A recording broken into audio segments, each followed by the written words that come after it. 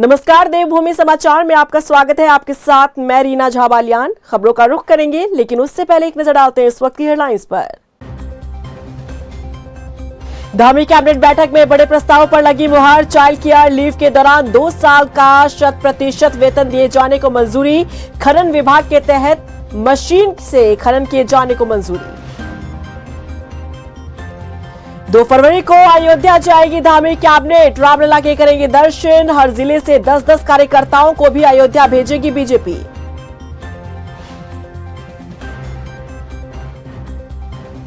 लोकसभा चुनाव की तैयारियों में जुटी कांग्रेस। प्रदेश चुनाव समिति का किया गठन। चुनाव प्रबंधन के साथ प्रत्याशी चयन का काम करेगी कमेटी। ऋषिकेश कर्णप्रयाग रेल परियोजना को लेकर श्रीनगर में ग्रामीणों का फूटा गुस्सा। ब्लास्टिंग से टनल निर्माण का विरोध। धरने पर बैठे गुस्साए ग्रामीण।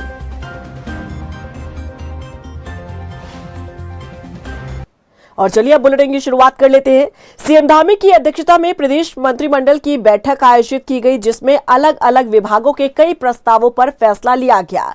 इस दौरान श्री राम मंदिर की प्राण प्रतिष्ठा पर धामी कैबिनेट ने पीएम मोदी का आभार जताया।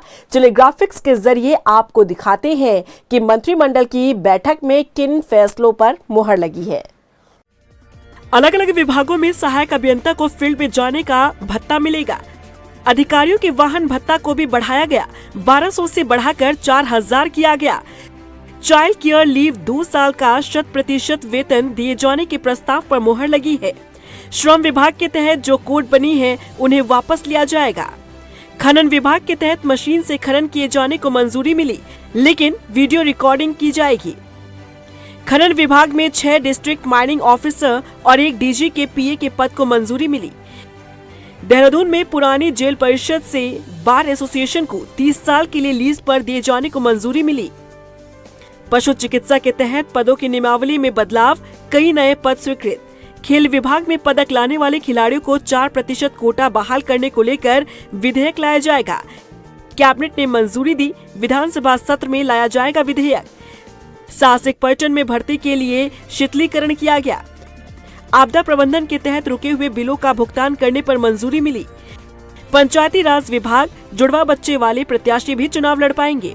ऊर्जा विभाग के तहत लखवाड़ व्यासी में स्थानीय लोगों को छोटे काम करने के लिए 5 लाख तक के कार्यों को 10 लाख तक किया गया। गन्ना के रेट तय किए गए। 375 अगेती और पछेती 365 तय किया गया। हाउस ऑफ हिमालय प्रोडक्ट के तहत सरकार खुद कंपनी बनाकर काम करेगी। पहले समिति द्वारा काम किया जाना था, अब मार्केटिंग प्राइवेट कंपनी करेगी। आबकारी विभाग की नई पॉलिसी पर चर्चा हुई। राम मंदिर प्राण प्रतिष्ठा के लिए कैबिनेट ने पीएम का आभार जताया।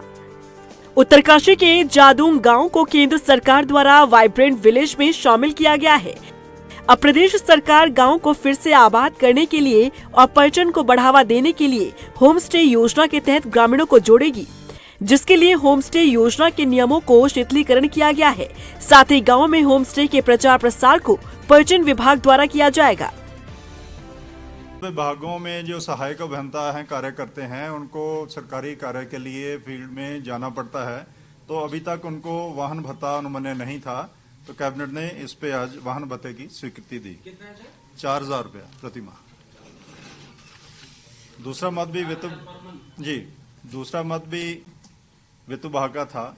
जिन अधिकारियों को पहले, कर्मचारियों को, सरकारी सेवकों को वाहन भत्ता पहले अनुमन्य था, लेकिन वो काफी पुराना हो गया था, तो उसमें रेट्स उसके कुछ रिवाइज किए हैं।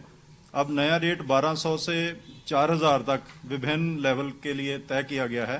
पहले ये 200 से लेके 2700 तक था, और नया रेट 1200 से लेके 4000 तक किया गया है। 2 फरवरी को धामी कैबिनेट अयोध्या जाएगी। सीएम पुष्कर सिंह धामी ने कहा कि सभी श्री राम मूर्ति के दर्शन के लिए एक साथ जाएंगे और हम सभी प्रभु श्री राम लला की प्राण प्रतिष्ठा के साक्षी बने हैं। ये हर्ष उल्लास और देश को गौरवान्वित करने का क्षण है। इसके अलावा बीजेपी अपने सभी कार्यकर्ताओं को भी रामलला के दर्शन के लिए भेजेगी। हर जिले से 10-10 कार्यकर्ताओं को सेवा कार्यों के लिए अयोध्या भेजा जाएगा। हल्द्वानी पहुंचे राज्य मंत्री सुरेश भट्ट ने दावा किया है कि प्रदेश में पहाड़ से लेकर मैदान तक स्वास्थ्य सेवाओं को मजबूत किया जा रहा है।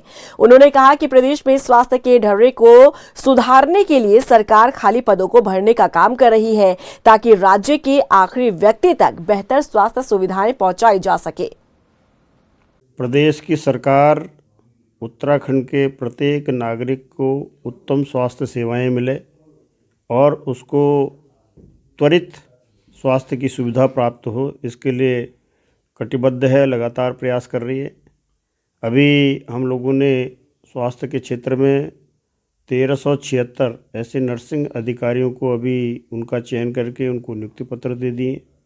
उनकी पूरी चयन प्रक्रिया वर्षवार हुई है और ऐसे ही आने वाले दिनों में लगभग 1500 के आसपास ऐसे नर्सिंग अधिकारियों के और पद ये निकलने वाले हैं मेडिकल कॉलेज के लिए। ऐसे लगभग 2500 के आसपास वार्ड वाइज के पद निकलने वाले हैं। उत्तराखंड कांग्रेस ने लोकसभा चुनाव की तैयारी तेज कर दी है। पार्टी ने प्रदेश चुनाव समिति भी गठित की है।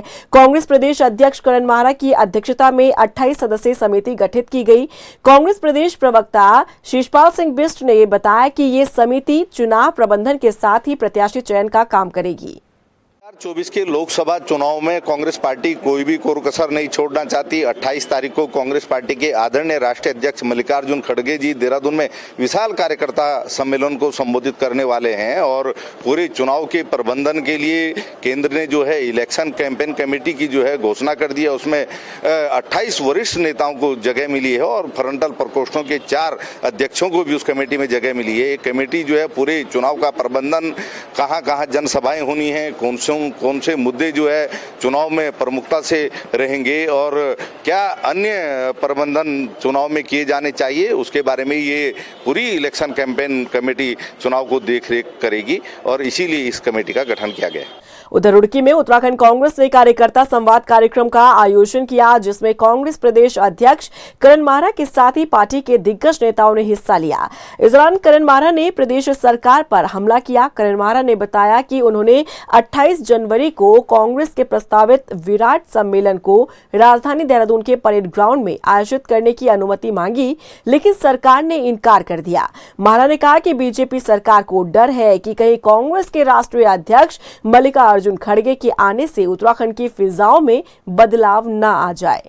राजीव गांधी ने अटल बिहारी वाजपेयी को इलाज के लिए अमेरिका भेजा। इस तरीके की राजनीति होती थी। आपने सुना होगा, पढ़ा भी, आप तो पत्रकार हैं, कि नेहरू जी ने विपक्ष के भी कुछ लोगों को सदन में जानबूझ के लाते थे कि विपक्ष की आवाज़ भी होनी चाहिए। लेकिन आज ऐसा हो गया जैसे लड़ाई हो रही खेतों की।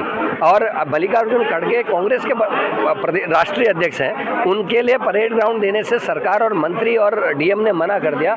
मैं उसकी घोर निंदा कर रहा हूँ। अफसोस है कि इतनी घबराहट बीजेपी में है कि कहीं कांग्रेस का कोई अध्यक्ष आएगा, पता नहीं फिजा बदल जाएगी।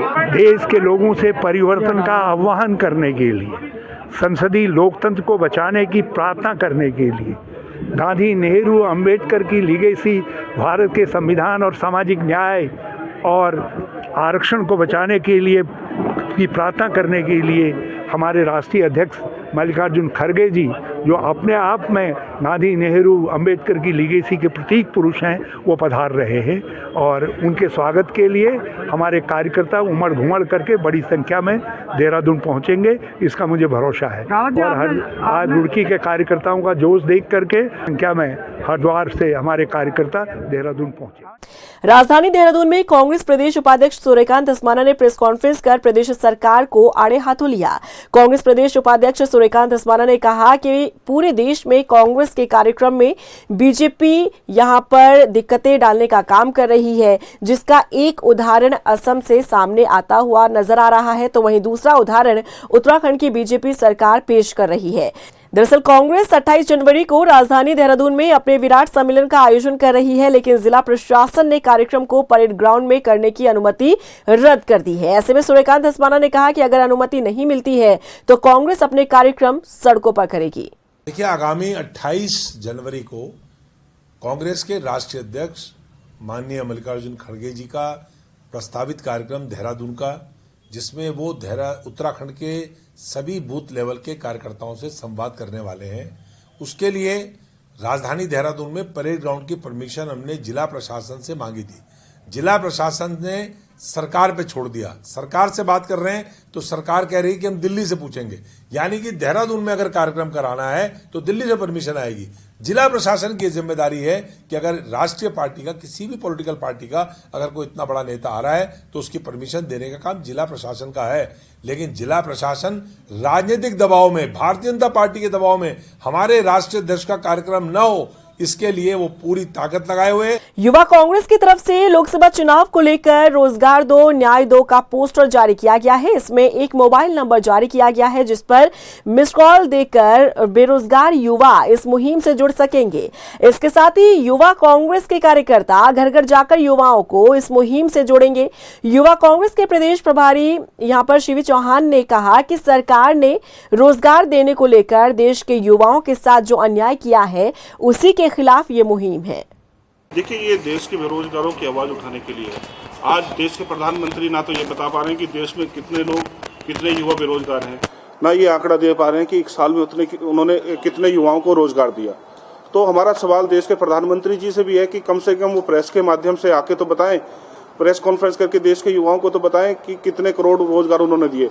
2 करोड़ नौकरियों का वादा किया, लेकिन मेरे को लगता है कि 2 करोड़ तो अभी 10 साल में भी लोगों को 1 करोड़ भी नौकरी नहीं मिली। सरकारी पद आज दिन पर दिन खाली होते जा रहे हैं।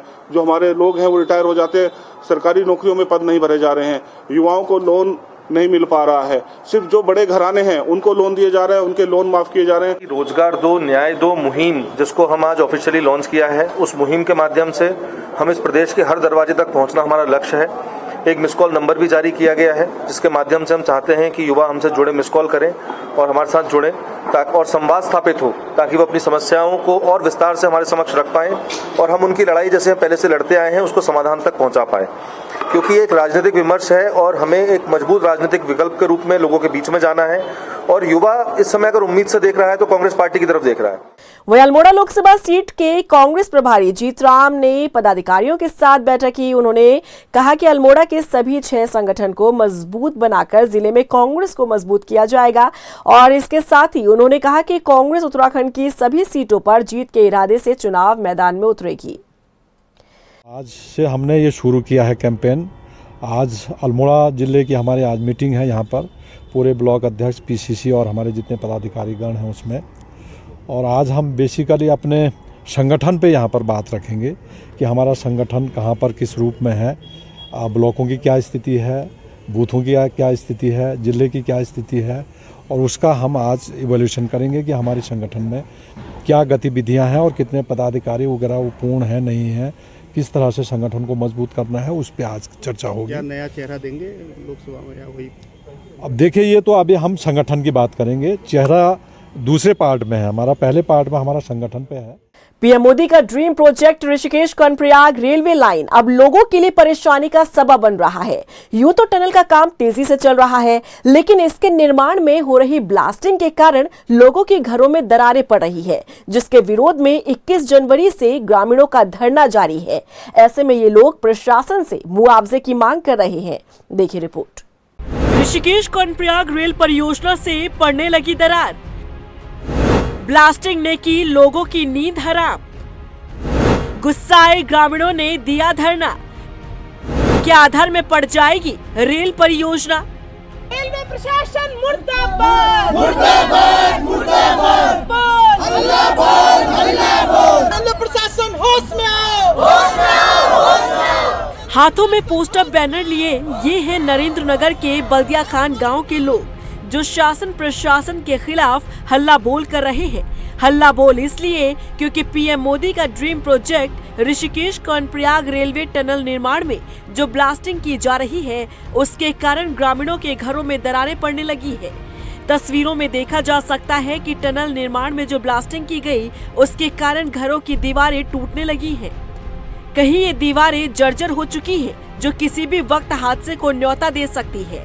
लोगों का कहना है कि अब तक 1.5 दर्जन परिवारों के मकानों पर दरारें पड़ चुकी हैं।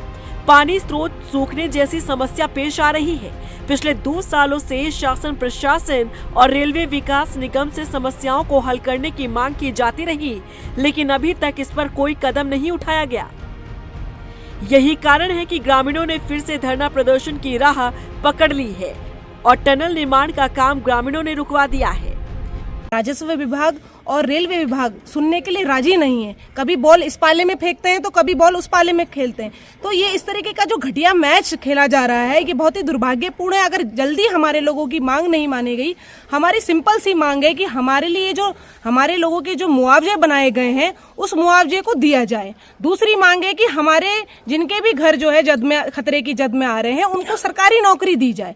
यदि हमारे लोगों को हर घर से एक सरकारी नौकरी नहीं मिली और हमारे लोगों को पूरा मुआवजा नहीं मिला तो जल्दी हम सारे मिलकर के चक्का जाम करेंगे। अब हमारा सब्र का बांध टूट चुका है। हमने 2 साल बहुत बातें मानी है, बहुत सब्र किया है। अब जब तक हमारी मांगे पूरी नहीं होगी हम यहाँ से हटेंगे नहीं। जिस दिन हमारे अकाउंट में पैसे आ जाएंगे वो भी हम पूरा % लेंगे जो बना हुआ है।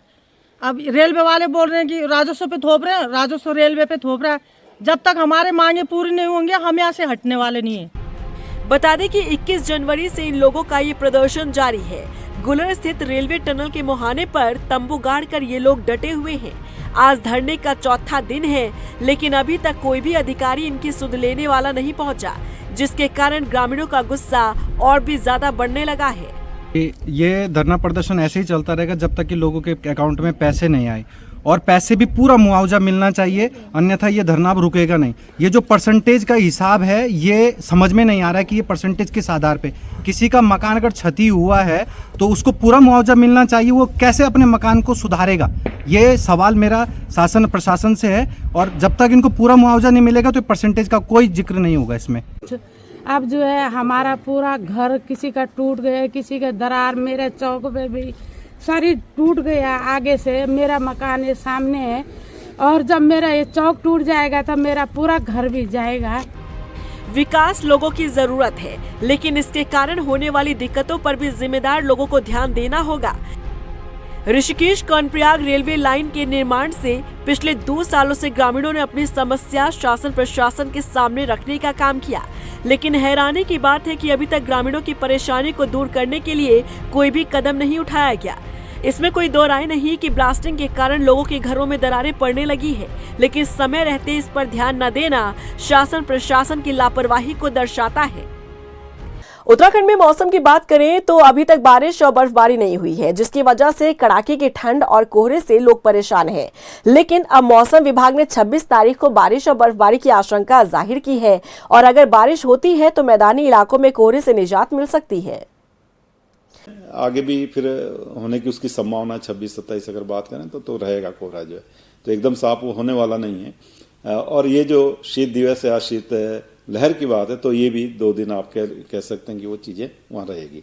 तो कहीं ना कहीं जो मैदानी क्षेत्र है उसमें लोगों को, खासकर बुजुर्ग है या बच्चों को, काफ़ी प्रिकॉशन लेना चाहिए। जो है कोल्ड काफ़ी है तो उनको जो है सर्दी से जो है बचाव के लिए अपना जो है वो एक्शन होना चाहिए। साथ ही जो ड्राइविंग वगैरह है खूब फॉग की वजह से उसमें भी दिक्कतें हैं, तो संभल के बिल्कुल वो चलना चाहिए। तो इस तरह की स्थिति है।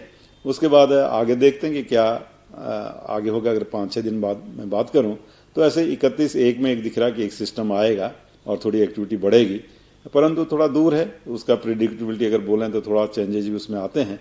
तो 27-28 में उसमें बोलेंगे कि क्या एग्जैक्टली उसमें मिलने वाला है। उधर लोहाघाट के सुई गांव में पेयजल को लेकर ग्रामीणों द्वारा की गई शिकायत पर जिलाधिकारी नवनीत पांडे ने संज्ञान लेते हुए मौके पर जाकर पंपिंग पेयजल योजना का निरीक्षण किया। दरअसल ग्रामीणों ने पाइपलाइन के जरिए सप्लाई होने वाली पानी को लेकर शिकायत की थी। ग्रामीणों ने कहा था कि पानी लाल रंग का आ रहा है, जिस पर डीएम ने एक्शन लिया। योजना को लेकर अधिशासी अभियंता ने कहा कि पाइपों में अत्यधिक जंग लगने के कारण लाल पानी आ रहा है, अब पाइप बदलने का काम किया जाएगा। प्रथम दृष्टया में से ये पता चल रहा है कि पाइप में जो है वह जंग होने के कारण जो है पाइप पानी क्लियर नहीं आ रहा है। तो हम ये कोशिश करेंगे कि इसके पाइप को पार्ट्स करके इसे चेंज करेंगे। ये है कि हमारा लाल पानी आ रहा है। 45 साल पुरानी हमारी योजना है। उस योजना में पहले तक वो लाल पानी नहीं आ रहा था, तो इस बार इन्होंने नई जो इसमें नई लाइन बिछाई तो उसमें लाल पानी आ रहा है।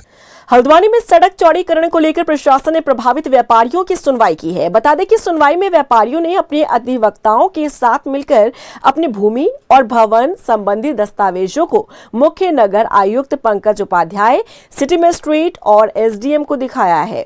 मुख्य नगर आयुक्त पंकज उपाध्याय ने बताया कि जन सुनवाई में सभी दस्तावेज देखे गए हैं। इनका मूल्यांकन करने के बाद ही अग्रिम कार्रवाई की जाएगी। बता दें कि हल्द्वानी में सड़क चौड़ीकरण की जद में 100 से ज्यादा व्यापारी प्रभावित हो रहे हैं। विभागीय अधिकारियों द्वारा जो नोटिस दिया गया था, उसके बाद माननीय उच्च न्यायालय में पीआईएल दाखिल हुई थी। उसमें माननीय न्यायालय द्वारा भी आदेश किए गए थे कि उनको 7 दिन का मौका दिया जाए। पुनः नोटिस जारी किया गया।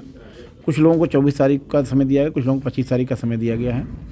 जिनको आज का समय दिया उसमें अधिकांश लोग उपस्थित हुए हैं। उनके द्वारा अभिलेख दिए गए हैं, आर्गूमेंट किए गए हैं, वकीलों के माध्यम से अपना पक्ष भी रखा गया है और हमने उसमें स्पष्ट रूप से लिखा है कि उनके द्वारा जो अभिलेख दिए गए हैं और हमारे जो नगर निगम राजस्व विभाग की विभागीय रिपोर्टें आएंगी भू स्वामित्व के संबंध में और जो प्राधिकरण के लोग भी इसमें शामिल हैं, तो उनके द्वारा जो विभागीय रिपोर्टें दी जाएंगी उसको ध्यान में रखते हुए अंतिम निर्णय किया जाएगा। अंतिम निर्णय से संबंधितों को अवगत कराते हुए ही आगे ध्वस्तीकरण की कार्रवाई, रोड चौड़ीकरण की कार्रवाई की जाएगी।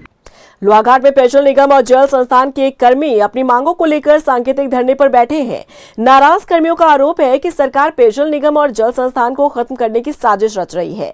साथ ही उन्होंने पेयजल निगम और जल संस्थान के कार्य को एडीबी को दिए जाने का भी विरोध किया है। उनका कहना है कि जल निगम और जल संस्थान का एकीकरण और राजकीयकरण किया जाए।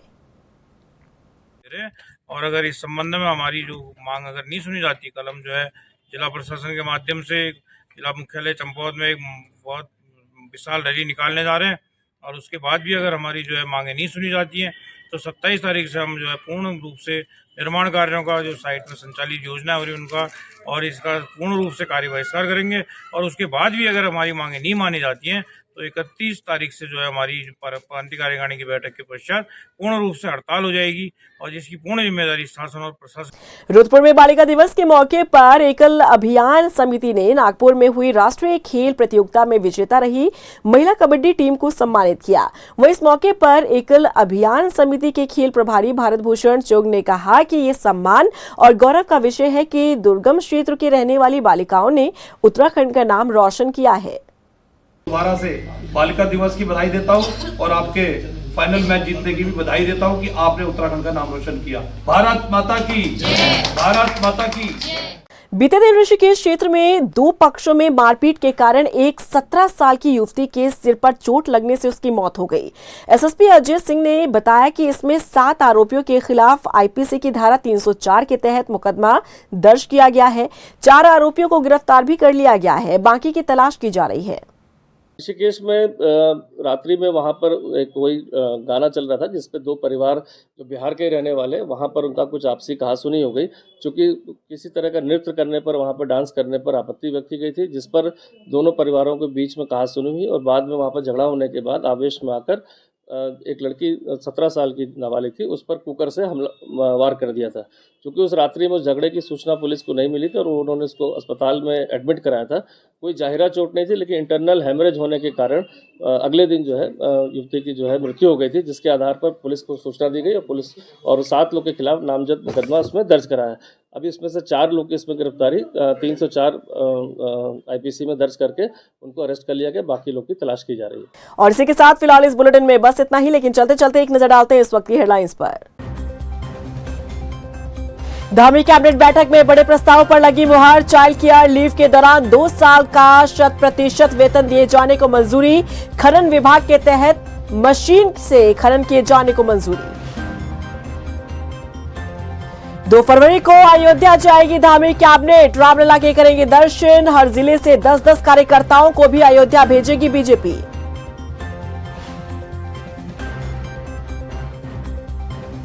लोकसभा चुनाव की तैयारियों में जुटी कांग्रेस। प्रदेश चुनाव समिति का किया गठन। चुनाव प्रबंधन के साथ प्रत्याशी चयन का काम करेगी कमेटी। ऋषिकेश कर्णप्रयाग रेल परियोजना को लेकर श्रीनगर में ग्रामीणों का फूटा गुस्सा। ब्लास्टिंग से टनल निर्माण का विरोध। धरने पर बैठे गुस्साए ग्रामीण।